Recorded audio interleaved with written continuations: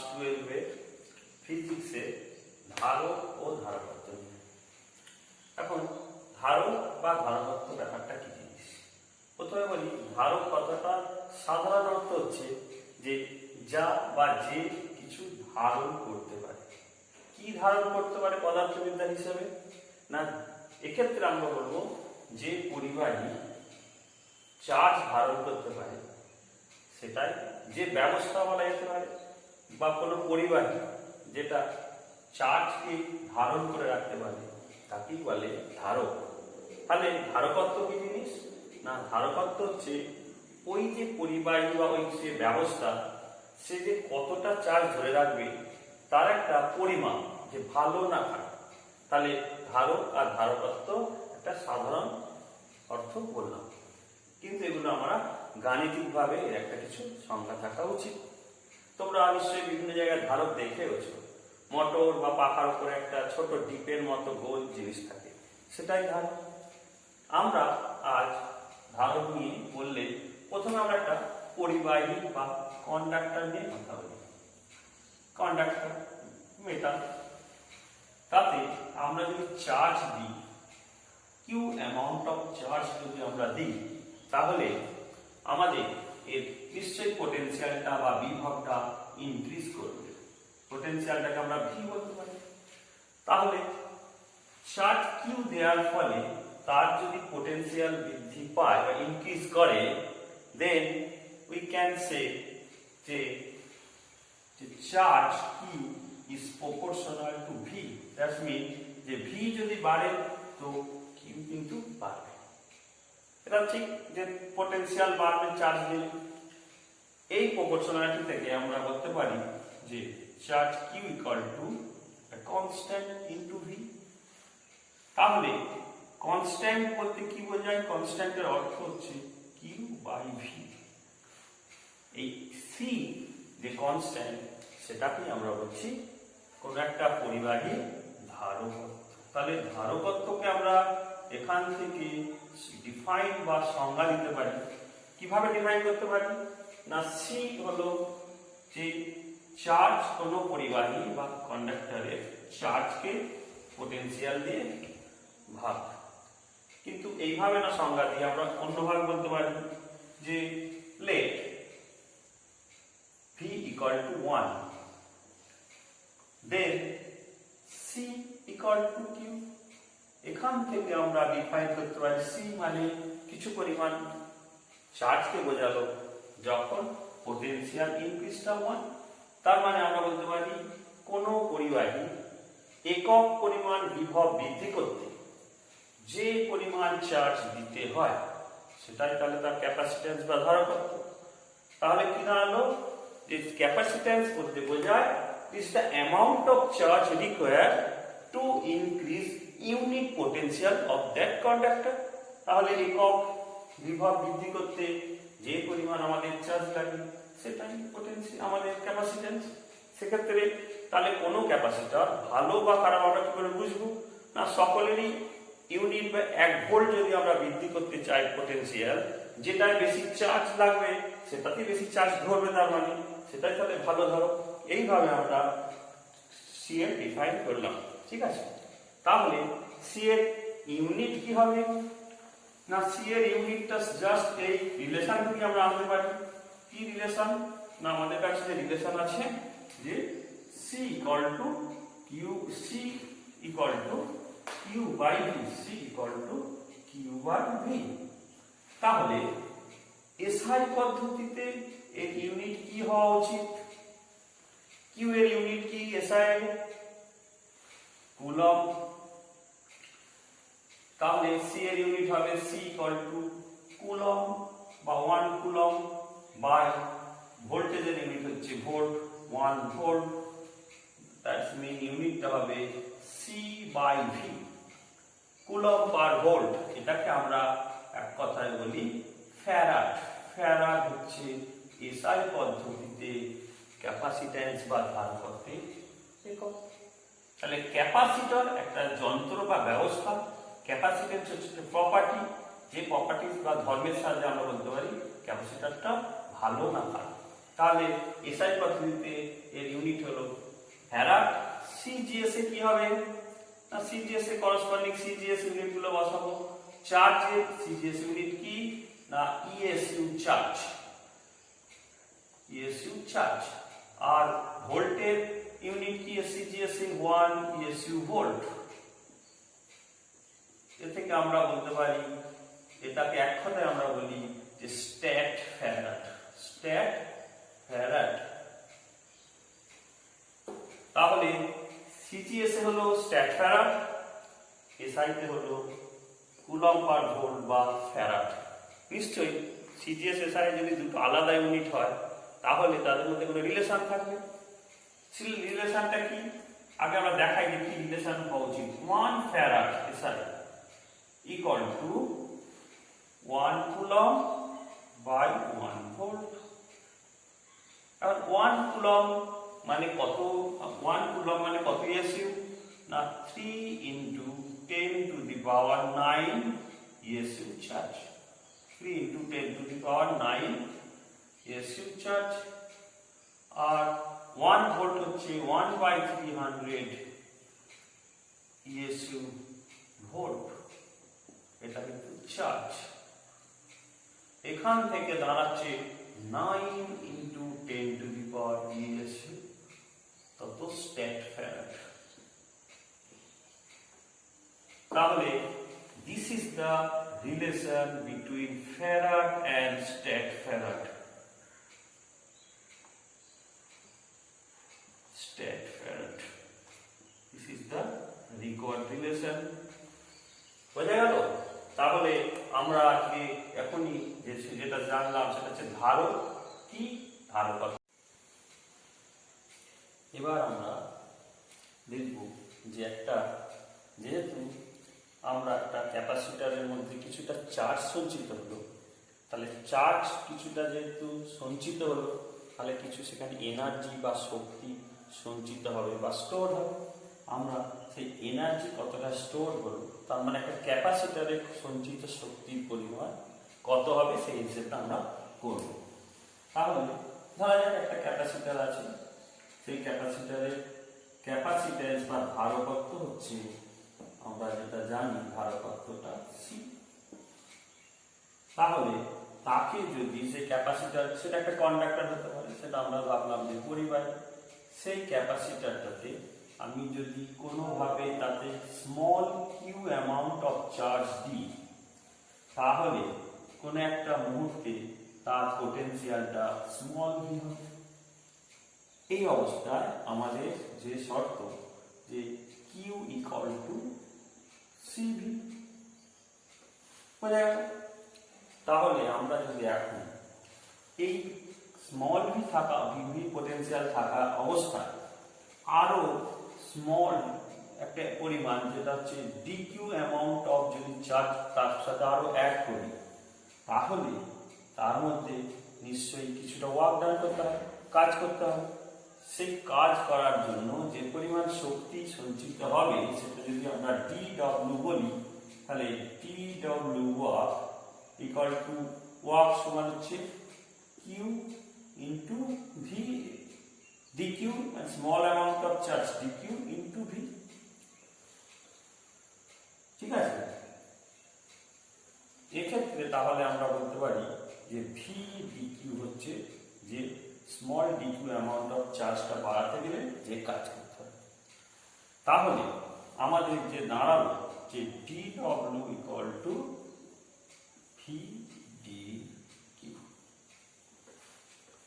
এখন এখান থেকে ভিটা যদি বসিয়ে দিই ইন টার্ম অফ কিউ তাহলে কিউ বাই সি ডিকিউ। ঠিক আছে, এটুকু বোঝা গেল।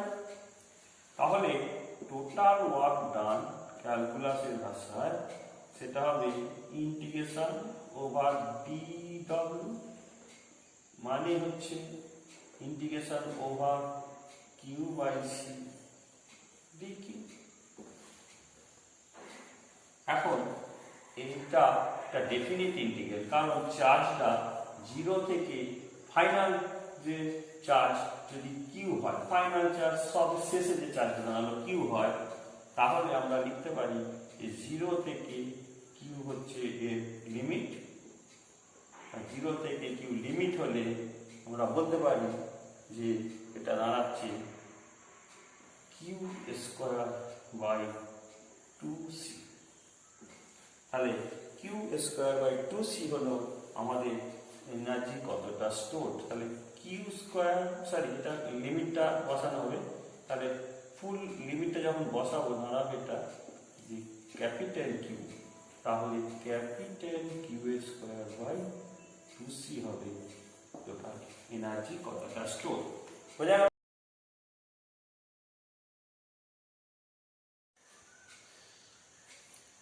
এবার যেটা আমরা জানবো যে ক্যাপাসিটারে যেহেতু দুটো প্লেট থাকে, তাহলে সার্কিটে একটা ক্যাপাসিটারকে আমরা কিভাবে লিখতে পারি, বা circuit symbol of A capacitor. সেক্ষেত্রে দুটো প্লেট থাকে বলে আমরা দুটো এইভাবে ক্যাপাসিটারকে আমরা লিখতে পারি। মানে সার্কিটে রেজিস্ট্যান্সকে আমরা কিভাবে প্রকাশ করি, এইভাবে। ব্যাটারিকে কিভাবে প্রকাশ করি, এইভাবে। ক্যাপাসিটারকে প্রকাশ করি এইভাবে। কেন? দুটো যদি সমান হয় তবে ক্যাপাসিটার ছোট বড় হলে ব্যাটারিকে বোঝায়, এইভাবে আমরা বোঝাই। এবার আমরা যেটা করবো যে একটা ক্যাপাসিটারকে চার্জিং করছি, তাহলে ক্যাপাসিটারকে ব্যাটারির সাথে আমরা যুক্ত করছি একটা ব্যাটারির পজিটিভ প্লেটের সাথে, আর অন্য প্রান্তটা নেগেটিভ প্লেটের সাথে যুক্ত করছি। তাহলে পজিটিভ প্লেট নেগেটিভ প্লেটের সাথে যুক্ত করলে কি হবে, কিছুক্ষণের মধ্যে এখানে আমাদের একটা কারেন্ট ফ্লো হবে, আস্তে আস্তে এটা গিয়ে চার্জ এখানে প্লাস তাতে গিয়ে জমবে, আর এখানে মাইনাস পাতে গিয়ে মাইনাসটা জমবে। এখন এর ক্যাপাসিট্যান্সটা ধরে নিই সি।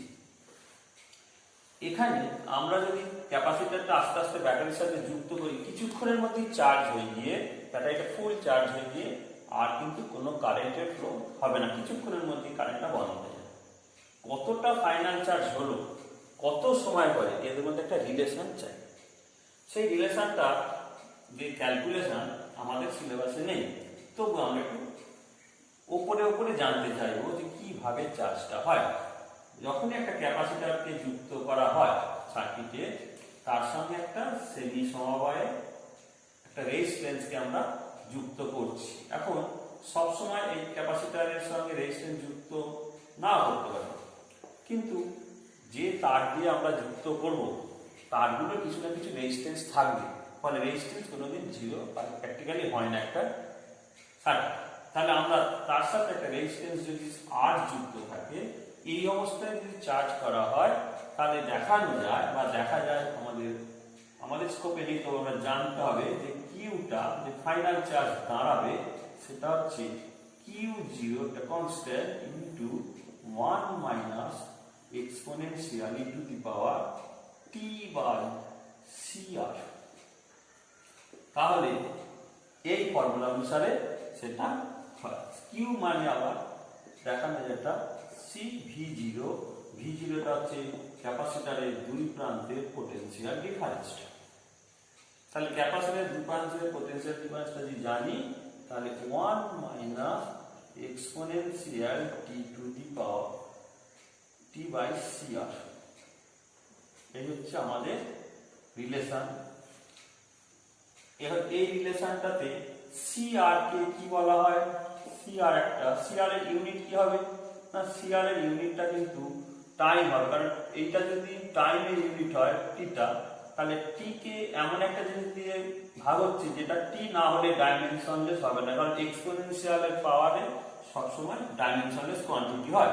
সেক্ষেত্রে সিআরটাকে বলা হবে, যেটাকে টাইমের একক হবে ক্যাপাসিটিভ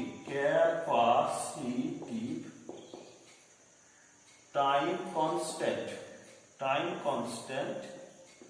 বাংলায় এর সঠিক মানে নেই, মানে শব্দ, তবু এটা বলা যেতে পারে যে ধারকীয় সময় ধ্রুবক, এরকম একটা আমরা মানে করতে পারি। এটা একক কিন্তু সময়ের একক, এটা টাইমের একক একটা টাইম। যাই হোক, এটা যাই হোক, কিন্তু আমরা যে রিলেশনটা পাচ্ছি যে কিউটা কিন্তু আস্তে আস্তে দেখো এখানে মাইনাস আছে, যত সময় যাচ্ছে এই অংশটা নেগলিজিবল হয়ে যাচ্ছে, ফাইনাল ভ্যালু কিউতে বা কিউ0 বা সিভি0তে যাচ্ছে। এটা যদি আমরা গ্রাফিক্যালি রিপ্রেজেন্ট করি তাহলে কেমন হবে? গ্রাফের সাহায্যে, গ্রাফের সাহায্যে এদিকে টাইমের সাথে এদিকে যদি আমরা চার্জটাকে বোঝাই তাহলে দেখাবে আস্তে আস্তে চার্জটা বাড়তে থাকলো, বেড়ে গিয়ে একটা জায়গায় স্যাচুরেট বা সম্পৃক্ত হয়ে যাবে। এই ফাইনাল ভ্যালুটা কিন্তু কিউ0। এইভাবে কিন্তু তাহলে এইভাবে স্যাচুরেট মানে আমাদের যে চার্জ ফুল চার্জ যখন হবে এই গ্রাফটা সেটা শো করছে। কারেন্ট সেই অবস্থায় কত হবে না, দেখো এটা যদি কিউ হয় তাহলে প্রবাহ মাত্রা আই, প্রবাহ মাত্রা কি করে পাই না, প্রবাহ মাত্রা সবসময় আধানকে সময় দিয়ে ভাগ, তার মানে ক্যালকুলাসের ভাষায় ডিকিউ ডিটি।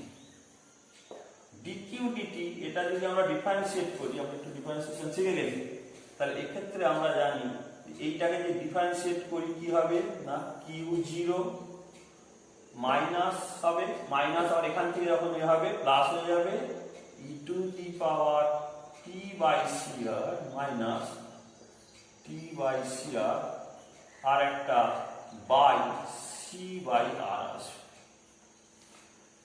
সি বাই আর, কারণ এই ওয়ান এখানে ডিফারেন্সিয়েট করলে এটা আসবে, সব মিলিয়ে দাঁড়াবে এটাকে যদি কনস্ট্যান্ট বলি তাহলে I0 e to the power T by C R, এই ফাইনাল ফর্মুলাটা দাঁড়াবে।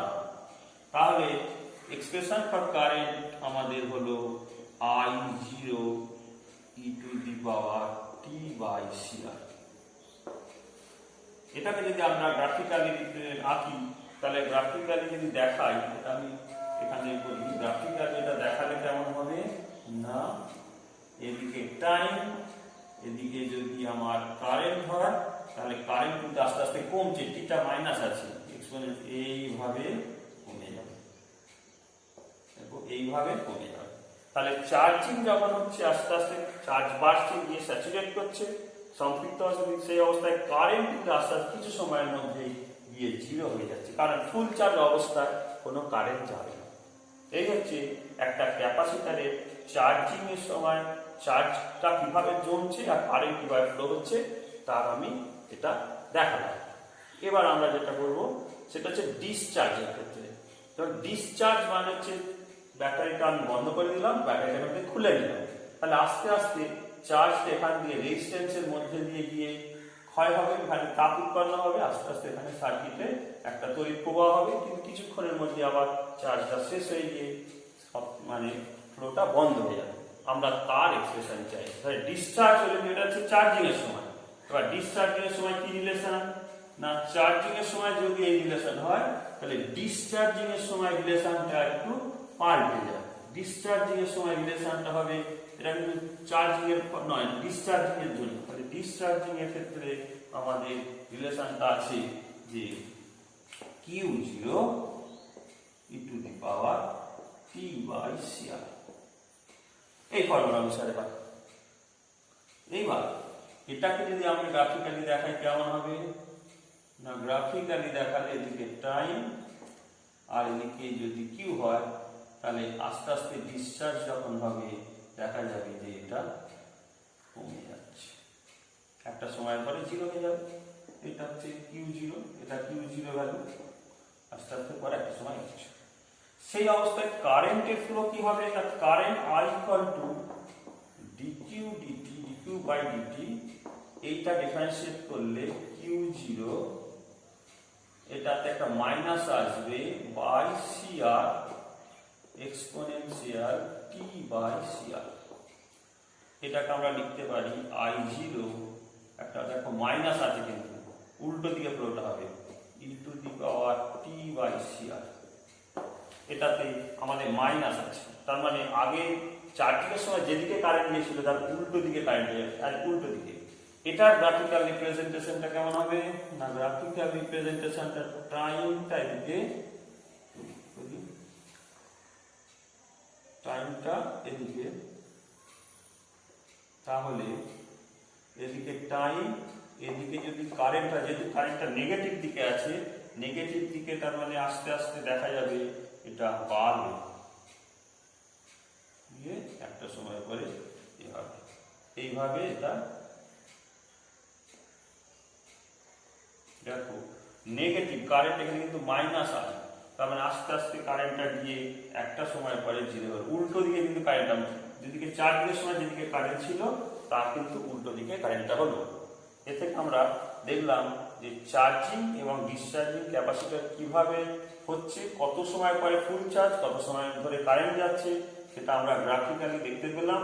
এই ক্যালকুলেশন কিভাবে এটা কিন্তু আমাদের এখন সিলেবাসে নেই, এই জন্য কিন্তু ওই জায়গায় গেলাম না। এটুকু আমরা জানলাম charging, discharging, time constant, graphically রিপ্রেজেন্টেশনটা আমরা দেখলাম। এবার যেটা আমরা করবো যে ক্যাপাসিটর অনেক রকমের হতে পারে। এখন দুটো প্লেট থাকতে পারে, সবসময় কিন্তু ক্যাপাসিটরে দুটো প্লেট থাকে যেভাবে, সেটা সাধারণ প্লেট দুটো হলে সাথে বলা হবে সমান্তরাল পাত ধারক বা প্যারালাল প্লেট কন্ডেন্সার, দুখানা প্লেট থাকবে সেখানে, সেই দুটো প্লেট এরকম, তার মানে দুটো প্লেট। অথবা এটা হতে পারে স্ফেরিক্যাল বা গোলকীয়, তারও দুটো প্লেট থাকবে, এখানে একটা ভেতরে, বাইরেটা বা ভেতরেরটা আমরা মাটির সাথে যুক্ত করে আর্থিং করতে পারি। আবার হতে পারে সিলিন্ড্রিক্যাল, এখানে হতে পারে, সেখানেও প্লেট থাকবে। আরো অনেক ফর্মে হতে পারে, যেভাবেই হোক না কেন আমরা দেখবো যে তাতে দুটো প্লেট থাকবে। এটার নাম হচ্ছে সমান্তরাল পাত ধারক বা প্যারালাল প্লেট কন্ডেন্সার, এটার নাম হচ্ছে স্ফেরিক্যাল কন্ডেন্সার বা ক্যাপাসিটর, আর এটার নাম হচ্ছে সিলিন্ড্রিক্যাল ক্যাপাসিটর। আমরা প্রথমে একটি প্যারালাল প্লেট কন্ডেন্সার বা সমান্তরাল পাত ধারকের ভেতরটা নিয়ে জানবো, বা তার ধারকত্ব কি বা কি কি বিষয়ের উপর নির্ভর করে সেটা জানবো। তাহলে আমাদের এখন দাঁড়ালো সমান্তরাল পাত ধারক। সমান্তরাল পাত ধারক, সমান্তরাল পাতের আকারে থাকে বলে পাত ধারক। এই ধারকের ধারকত্বটা জানবো, কতটা ধারকত্ব, এইটাই আমাদের এখন জানতে হবে। তা প্রথমে একটা প্যারালাল প্লেট কন্ডেন্সারটা কেমন হোক, তার দুটো প্লেট থাকবে, এই একটা প্লেট, এই একটা প্লেট। এটা দ্বিমাত্রিক, তার মানে এটা দেখতে এরকম, এটা দেখতে এরকম। সেই প্লেট দুটো ব্যাটারির দুদিকের সাথে যুক্ত থাকবে। ব্যাটারির দুদিকের সাথে আমি ধরে নিলাম এটা প্লাস প্লেটের সাথে, মানে প্লাস দিই, তার মানে ব্যাটারিটা প্লাস আর এটা মাইনাস, তার মানে ব্যাটারিটা এটা মাইনাসের সাথে যুক্ত আছে। ন্যাচারালি এটা প্লাস হলে এটা মাইনাস হলে এই দিকটা মাইনাস চার্জ থাকবে, এই দিকটা প্লাস চার্জ থাকবে। এখন প্লেটটা এরিয়াটা ধরলাম এ, প্লেটটার এরিয়াটা এ, বুঝলেন? এইটারও প্লেটটার এরিয়াটা এ, দুজনের মধ্যে সেপারেশন বা ডিস্টেন্সটা হচ্ছে ডি, ডি দূরে আছে। তার ভেতরে কিছু একটা মিডিয়াম থাকতে পারে, সেটা বায়ু থাকতে পারে, অভ্র থাকতে পারে, অন্যান্য বিভিন্ন পদার্থ কাঁচ থাকতে পারে। আমি ধরে নিলাম যে কোনো মাধ্যম যদি থাকে তা পরাবৈদ্যুতিক ধ্রুবকটা, আমরা পরাবৈদ্যুতিক তার পারমিটিভিটি বা মানে মাধ্যমের যে তড়িৎ ভেদ্যতা, সেই তড়িৎ ভেদ্যতাকে আমি এপসাইলন বললাম। তাহলে আমাকে নির্ভর মানে ক্যালকুলেশন করতে হবে এইটা ধারকত্ব কত বা সি কত, এই যে সিস্টেমটা সমান্তরাল পাত ধারক এইটা নিশ্চয়ই একবার ভেবে দেখো, এই সিটা নিশ্চয়ই এরিয়ার সঙ্গে কিছু ব্যাপার থাকবে, ডিস্টেন্সের উপর ডিপেন্ড করবে, আবার এপসাইলনের উপর ডিপেন্ড করা উচিত। সেক্ষেত্রে আমরা প্রথমে কি করি, যে ধরে নিই এর সারফেস চার্জ ডেনসিটি বা একক ক্ষেত্রফলে যে চার্জ আছে সেটা সিগমা। তাহলে আমি লিখি এরিয়াটা কি হবে, এরিয়া বা ক্ষেত্রফল, ক্ষেত্রফলটা কি হবে, পাতের দুটো পাতের ক্ষেত্রফল, এটাকে আমি লিখলাম এ, আর দূরত্ব দুজনের মধ্যে, পাত দুটোর মধ্যে দূরত্বটা লিখলাম ডি, আর সারফেস চার্জ ডেনসিটি বা প্রতি একক ক্ষেত্রফলে ফলের আধান, আধানটা কত হবে লিখলাম বা ধরলাম সেটা হচ্ছে সিগমা। তাহলে এই টোটাল প্লেটে যে চার্জ সঞ্চিত হয়ে আছে যে কোনো পজিটিভ প্লেটে, সেটা নিশ্চয়ই এরিয়া ইনটু সিগমা, কারণ সিগমা হচ্ছে পার ইউনিট এরিয়াতে আর এটা হচ্ছে মোট এরিয়াতে। তাহলে টোটাল চার্জ বার করব। এখন আমাদের সি পেতে গেলে C equal to Q by V, কিউটা পেলাম কিন্তু ভিটা কি করে পাবো? ভি মানে দুটো প্লেটের মধ্যে যে আমাদের পোটেনশিয়াল ডিফারেন্স, সেটা পেতে গেলে আমাদের একটু কিছু ব্যাপার জানা। আমরা জানি গাউস ল থেকে যে কোনো একটা পয়েন্ট এখানে, যেহেতু এটা এরিয়াটা এখানে, এখানে যে প্লেটটা আছে সেই প্লেটের জন্য এখানে একটা পজিটিভ চার্জ যদি আমরা কল্পনা করি, তাহলে পজিটিভ চার্জকে এই দিকে এটা রিপেল করবে বা বিকর্ষণ করবে এই প্লেটটা, কারণ প্লাস প্লাস বিকর্ষণ করবে। আবার এদিকে প্লাস মাইনাস এই দিকে চাওয়ারকে অ্যাট্রাক্ট করবে বা আকর্ষণ করবে। তার মানে টোটাল এখানে যে ইলেকট্রিক ফিল্ড হবে দুটো প্লেটের জন্য একটা বিশেষ দিকে, মানে একটা দিকে বা নেগেটিভের দিকে কাজ করবে। এখন গাউস ল থেকে জানি একটা প্লেটের জন্য গাউস ল অ্যাপ্লাই করে একটা প্লেটের জন্য এখানে এইটার জন্য যদি ইলেকট্রিক ফিল্ড E1 হয় আর মাইনাসের জন্য যদি E2 হয়, তাহলে টোটাল ইলেকট্রিক ফিল্ড হয় E1 আর E2 যোগ হয়। বুঝা গেল? এখন E1 ফর্মুলা থেকে আমরা জানি যে সিগমা বাই 2 এপসাইলন। এটার জন্য একই দিকে হলে সিগমা বাই এপসাইলন। তাহলে আমরা টোটাল ইলেকট্রিক ফিল্ডটা পেলাম কত হবে? 2 সিগমা বাই 2 এপসাইলন 0, এপসাইলন কেটে গিয়ে দাঁড়ালো সিগমা বাই এপসাইলন। বুঝা গেল? তাহলে আমাদের থেকে ইলেকট্রিক ফিল্ডটা পেলাম equal to sigma by epsilon. এখন এটা ইলেকট্রিক ফিল্ড, তাহলে প্রতি একক ধনাত্মক আধান যে বল অনুভব করে, তাহলে দুটো প্লেটের মধ্যে দূরত্ব কত? d। তাহলে পোটেনশিয়াল ডিফারেন্স v হয় E ইনটু d, আর ইটা বসাচ্ছি কত? সিগমা বাই এপসাইলন 0, আর d হলো এটা। বুঝা গেল? তাহলে আমাদের ক্যাপাসিটেন্স C কত হলো না Q বাই V। Q মানে A সিগমা, এখান থেকে পাচ্ছি সিগমা A বাই সিগমা, আর V হচ্ছে sigma by epsilon into D। এটা সবকিছু মিলিয়ে দাঁড়ালো এপসাইলন A বাই V, সব কিন্তু এসআই পদ্ধতিতে করছি। তাহলে C এর এক্সপ্রেশন কি হলো? Epsilon A by D। এটাই হচ্ছে একটা প্যারালাল প্লেট কন্ডেন্সারের ক্ষেত্রে কতটা তার ক্যাপাসিটেন্স হলো সেটা জানা। তাহলে আমরা এখান থেকে কি পেলাম? আবার একবার বলি, এখানে যে ক্যাপাসিটরে অবশ্যই দুটো প্লেট থাকবে, দুটো প্লেটকে ব্যাটারি প্লাস মাইনাসের সাথে আমরা যুক্ত করলাম। যুক্ত করলে কি দাঁড়াবে না দুটো প্লেট একটা প্লাস একটা মাইনাস চার্জ করে। এভাবে হলে তাদের মধ্যে ইলেকট্রিক ফিল্ড সৃষ্টি হবে, এবং ইলেকট্রিক ফিল্ড সৃষ্টি হলে ফিল্ডের ফর্মুলাটা আমরা গাউস ল থিওরেম অ্যাপ্লাই করে আগের চ্যাপ্টারগুলোতে আমরা পেয়েছি। সেটা পেলে এইটা হলো সিগমা বাই এপসাইলন 0, তাহলে পোটেনশিয়ালটা হলো এইটা, আর টোটাল একটা পজিটিভ প্লেটের চার্জ হচ্ছে Q, তাহলে C equal to epsilon A by D। এটা আমরা পেলাম। এখান থেকে আমরা বলতে পারি যে এপসাইলন C বা ক্যাপাসিটেন্স কিন্তু C যে ফর্মুলাটা হলো epsilon 0 by A by D। এটা থেকে আমরা যদি কিছু পয়েন্ট পেতে পারি কি কি না, প্লেট দুটোর মধ্যে যদি প্লেট দুটোর যদি এরিয়া বাড়ে, প্লেট দুটোর ক্ষেত্রফল বাড়ানো হলে ন্যাচারালি প্লেটটা যত স্প্রেড করবে তাতে চার্জ বেশি সঞ্চিত হবে, তাহলে ক্যাপাসিটেন্সটা বাড়বে। যদি দূরত্বটা কাছে হয় দুটোর মধ্যে প্লেটে, তাহলে একটা প্লেটের এফেক্টটা অন্য প্লেটের উপর পড়বে, তার মানে চার্জটা তত বেশি থাকবে। যদি অনেক দূরে থাকে একটা প্লেটের অ্যাকশন অন্য একটা প্লেটের উপর থাকবে না, ফলে কম চার্জ সেখানে সঞ্চিত হবে।